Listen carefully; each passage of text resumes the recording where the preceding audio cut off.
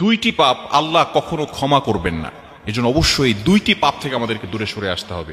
নামাজ পড়েননি, রোজা রাখেননি, হজ করেননি, এগুলো আল্লাহ তাআলা গফুর রহিম, আপনি ক্ষমা চাইলে আল্লাহ তাআলা ক্ষমা করে দিবেন। কিন্তু দুইটি পাপ এমন রয়েছে যে এই পাপগুলো আল্লাহ তাআলা কখনো ক্ষমা করবেন না। নাম্বার ওয়ান, এক নাম্বার হচ্ছে বান্দার হক। যারা বান্দার হক নষ্ট করেছেন, আপনি অন্যের মাল অন্যায়ভাবে আত্মসাৎ করেছেন, বান্দার হক নষ্ট করে আপনি হজ করতে গিয়েছেন, এই হজ আল্লাহ কবুল করবে না।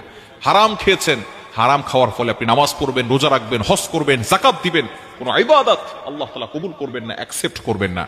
বান্দার হক খুবই দামি জিনিস।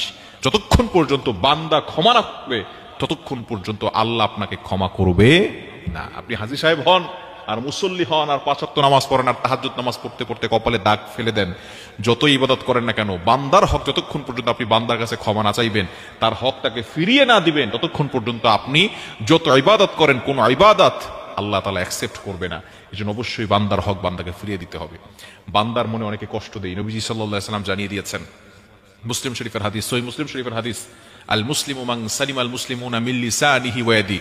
এ true Muslim is a person, প্রকৃত মুসলমান হচ্ছে ওই ব্যক্তি, those hand and mouth for safe everyone, যার হাত এবং মুখ থেকে সকল মুসলমান নিরাপদে থাকে। সুতরাং আপনি আপনার বোনের হক নষ্ট করেছেন, বোনের হক পরিপূর্ণভাবে দেন নাই।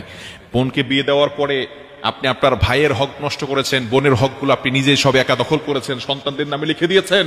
ওই জমি আপনার সন্তান খেয়ে সন্তানও জাহান্নামে যাবে, আর আপনি বাবা সন্তানদের সাথে আগে আগে জাহান্নামে থাকবেন। অনেক ভাই আছে বোনের হক দেয় না, অথচ নামাজে সর্বপ্রথম কাতারে দাঁড়ায় এবং তারা সাদা সাদা দাড়ি হয়ে গিয়েছে, তারা কপালে দাগ ফেলে দিয়েছে, কিন্তু বোনের হক দেয় নাই। এরকম কিছু মানুষ সমাজে আছে না নাই? খবরদার, অন্যের হক পরিপূর্ণভাবে দিতে হবে।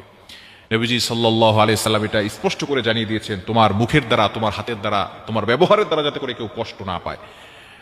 এজন্য বান্দার হক কখনো নষ্ট করা যাবে না।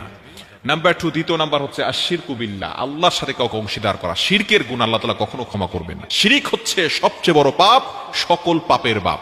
ক্যান্সারের অ্যানসার আছে, কিন্তু শিরকের কোনো অ্যানসার নাই।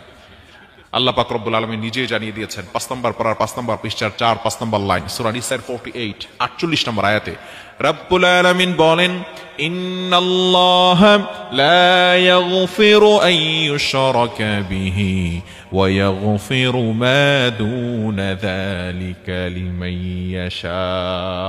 আল্লাহ পাক রব্বুল আলামিন সব গুনাহ ক্ষমা করবেন, কিন্তু যারা শিরিক করবে তাদের গুনাহ আল্লাহ কখনো ক্ষমা করবেন না। শিরিক হচ্ছে সবচেয়ে বড় পাপ। আপনি অপরাধ করেছেন, অন্যায় করেছেন, ছোট ছোট অপরাধ করেছেন, আপনি নামাজ পড়েন নাই, রোজা রাখেন নাই, হজ করেন নাই, যাকাত দেন নাই, এগুলো আপনি আল্লাহ তাআলার কাছে ক্ষমা পেয়ে যাবেন। আল্লাহর কাছে তাওবা করলে আল্লাহ মাফ করে দিবে। কিন্তু শিরিক যারা করবে তাদেরকে আল্লাহ তাআলা কখনো ক্ষমা করবেন না। এজন্য অবশ্যই শিরিক থেকে দূরে সরে আসা দরকার আছে না নাই? সুতরাং এই দুইটি অপরাধ থেকে আমরা দূরে সরে আসবো। আল্লাহ তাআলা আমাদের সকলকে বুঝার তৌফিক দান করেন।